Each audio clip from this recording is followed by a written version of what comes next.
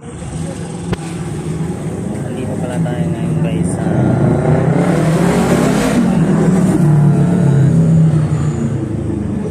papasyalan natin yung barko na inanod ng Yolanda. Papakita ko sa inyo yung barko na umabot sa kalsada galing dun sa tubig. Sige po. Yung pangalan ng barko Iba Jodo din siya. Ngayon ginawa, pinutol na lang nila kasi hindi na kaya nilang ibalik dun sa tubig kasi nasa ano na siya, nasa kalsada na siya guys.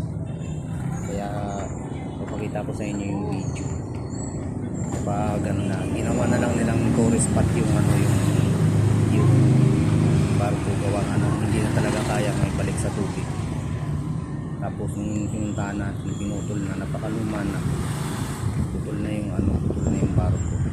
Maraming mga mga pupuntang mga tourist boat. Katulad na nga sa bahay namin galing Pasig. Galing din silang Pasig, nagpipicture din sila dun guys. Tinanong ko sila kung taga saan sila, sabi nila taga taga Pasig daw sila. So pakilala din tayo, taga Quezon City tayo.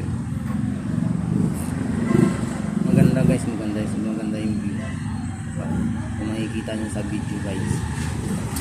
Kaya pasyalin talaga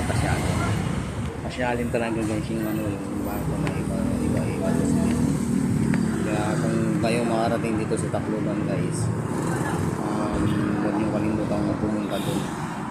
Napakaganda ng view. Thank you guys.